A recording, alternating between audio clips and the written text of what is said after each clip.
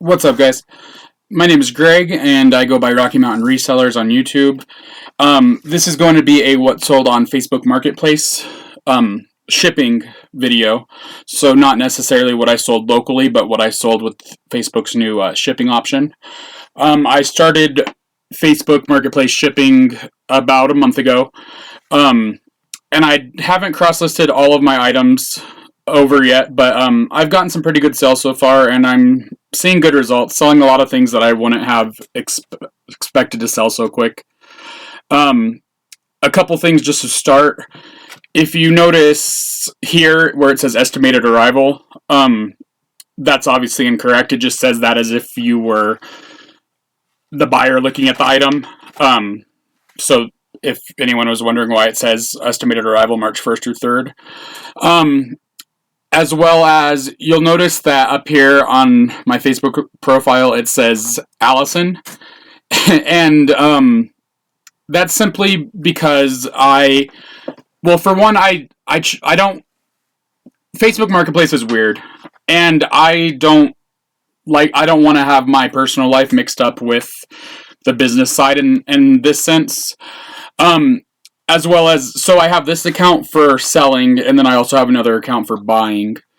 And I don't know if that's necessary, but I've just kind of, even when I was just mainly when I was selling locally, when I would go buy something with the intentions to flip, I would always feel shady almost. Maybe that's not the right word. I would almost feel like if that person saw that I had put that item on Facebook for double the price within hours. I don't know. It looked bad to me. So I do have a couple different personas, if you may, on Facebook Marketplace. And if you are wondering why it's a female, I did that because I do sell a lot of women's clothing.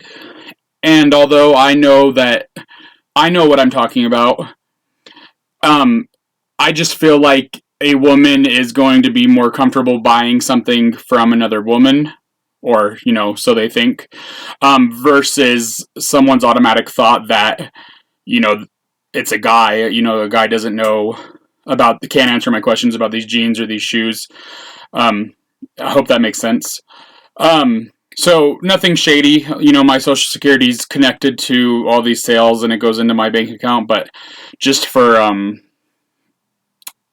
people's perspective or how people see me as a seller on Facebook Marketplace, I think this is the best route. Alright, so let's get started.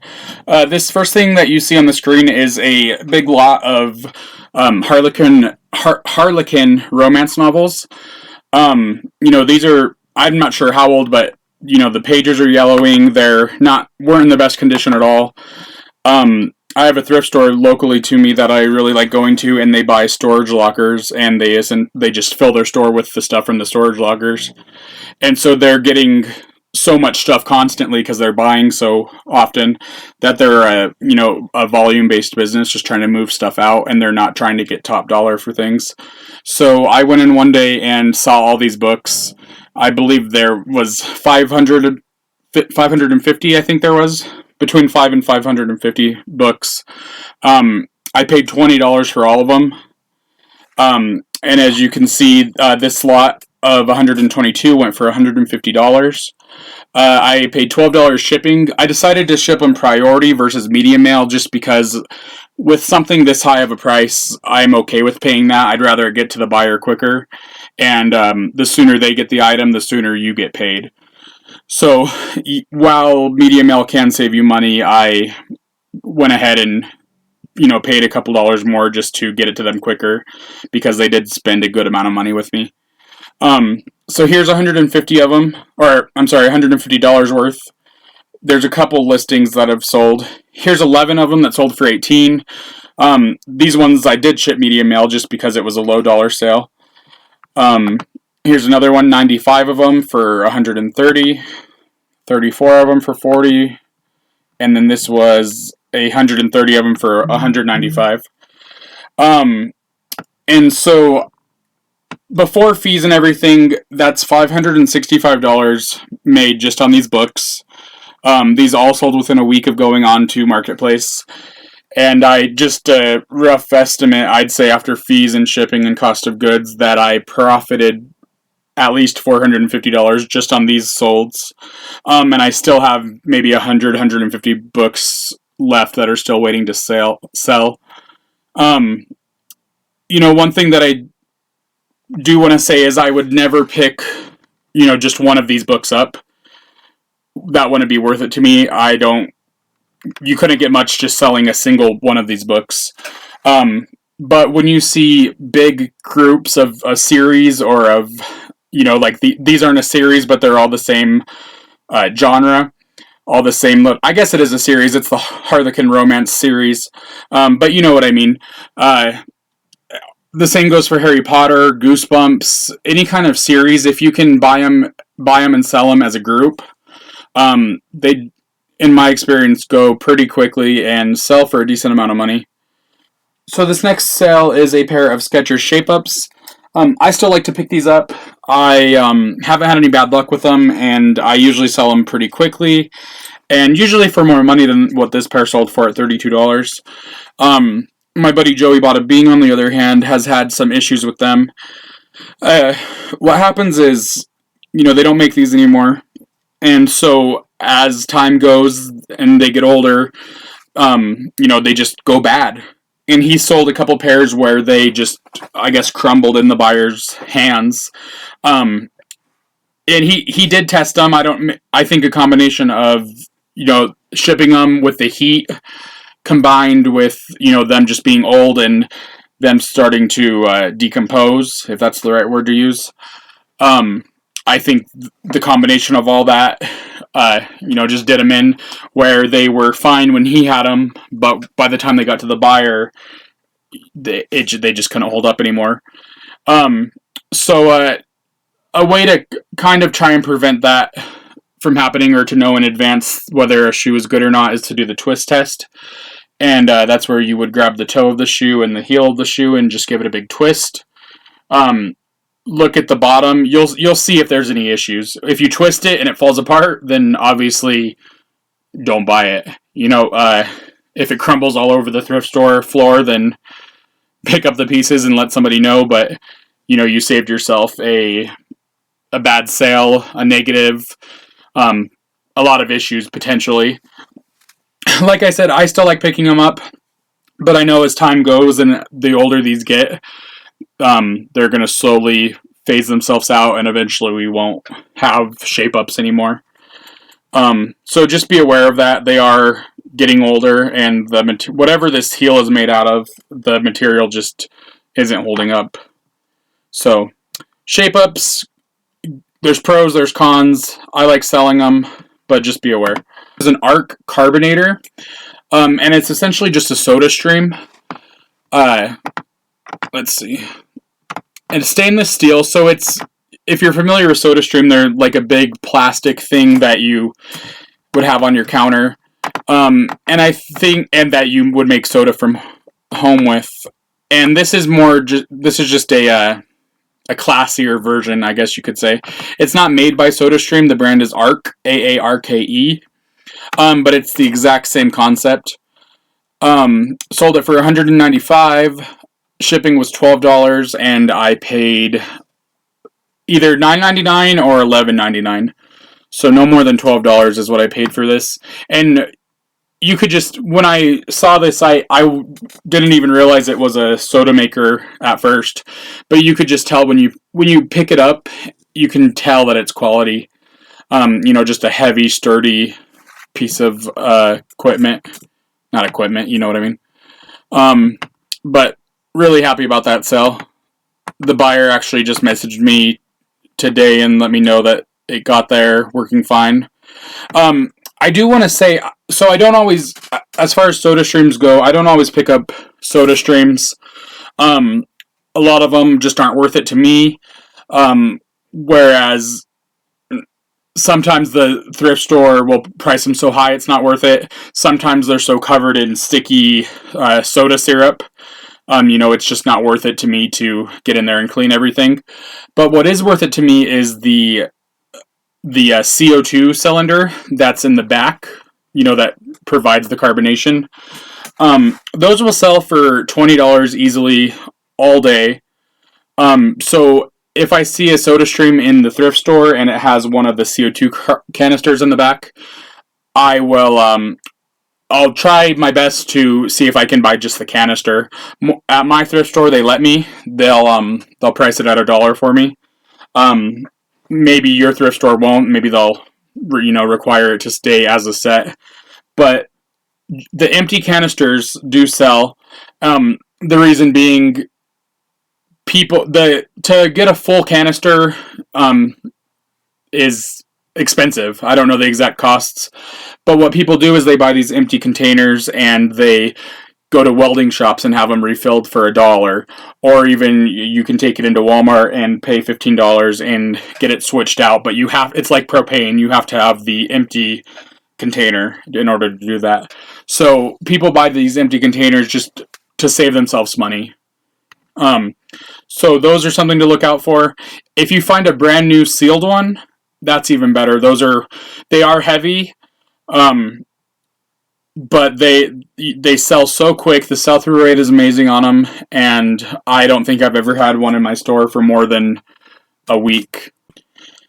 These are a pair of Red Wings, sold for $75, not in the best condition, but they were $3.99 at the thrift store, so I couldn't leave them for that price. These were rated EH. Let me see if I can find a picture of that. Right here, see under the Red Wing logo, it says EH right here, and that stands for electrical hazard.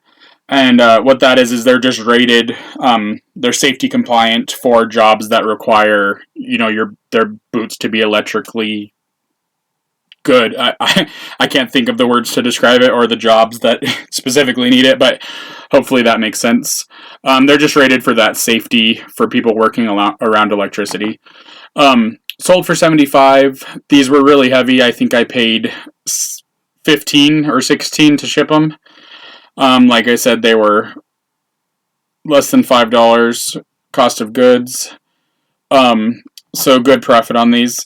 I did shine them up and do some work to them. There were some nicks and dings and discoloration in the leather, but after I was done with them, it didn't look too bad.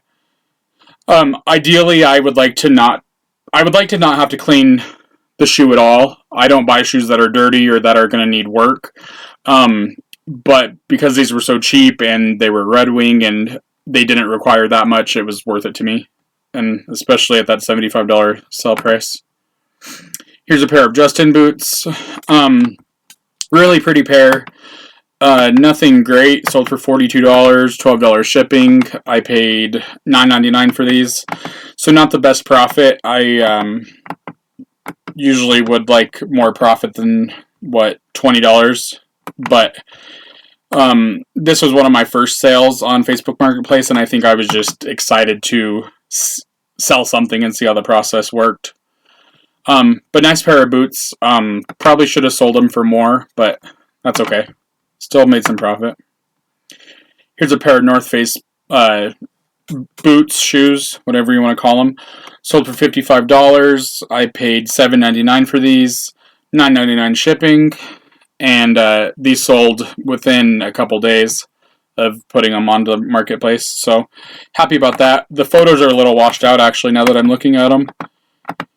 But nice pair of shoes. Like I said earlier, North Face is a great brand. Here's another bad photo. Usually I like to do white on white, or a white item on black background, but I guess I was being lazy this day. This is a food saver. It's a vacuum sealer, and these are, let's see if I have a picture of it. There's the tube of the plastic wrapping, I guess you would call it, that you would put your food in and then seal it, and it sucks all the air out, and it stays. You can freeze it or whatever, just to keep stuff fresh longer. Right now with the pandemic, people are really in the getting prepared mood. Canning is really big right now, and emergency preparedness, and so things like this are selling quickly, and I'm honestly not sure if they're selling for more than they used to because I've never sold this type of thing prior to the pandemic. But I would imagine they're selling for even a little bit more now than they used to, just because of the demand. But $45, I paid $3.99 for this. Shipping was $12, so a good $25 some profit, maybe $20. Not bad. Here's a low dollar sell, but these Trackmaster Thomas the Trains, I get these for a quarter each. I either find them in grab bags. It's a bag, those bags that are hanging on the wall at your thrift store, and they charge $5 for them, and they have a bunch of different things in them. I find these in those bags often, and my thrift store also has a big bin full of like Hot Wheels and little toys like this that they charge a quarter each for. So between those two things, I find Trackmaster Thomas the Train toys a lot. They sell great. This one wasn't the highest dollar, but it was easy to list, easy to ship, and for a quarter into $14, $4 shipping, maybe $1.50 in fees.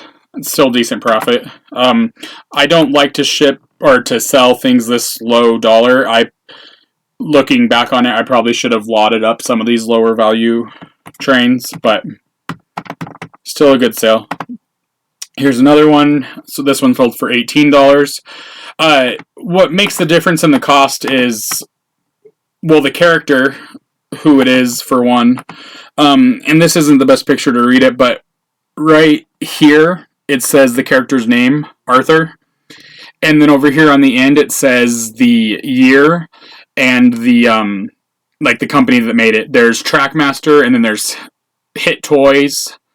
I don't know if I'm confusing those two or if it's one and the same, but there's a couple different companies that make these trains. And so finding comps on them on eBay is really easy because all the information is right there. So all I had to do was type in Arthur and then whatever the year is and then whatever the company name is. And instantly you get comps. If for whatever reason you found these and maybe the name was rubbed off or whatever, Google Lens is great. If you're not using Google Lens, I definitely recommend downloading it. It's pretty much just like taking a picture of something and then Google will match it to the pictures in their database and tell you what it is. It's really cool. Doesn't work for everything, but works for a lot of things. So $18 sale. Like I said earlier, I have a quarter into these, so not bad. Here is the best, my best Thomas the Train friend that I've ever found. This is Bertram, and he sold for $55. Same thing as the last one, bought for a quarter. The thrift stores don't know the difference between this guy and either of the guys I showed you earlier. They don't know that this is a really valuable one, and they don't know that, so they're all a quarter, which is great. And like I said, you just type in the name that you see on the bottom, type in the year, and comps will come up. And this guy sold within a week, really fast. The Thomas the Train community is really big. The collectors are super into it. I had these listed, and within 30 minutes I was already getting emails saying, hey, telling me what was wrong or telling me, hey, this is actually this. And so they were helpful.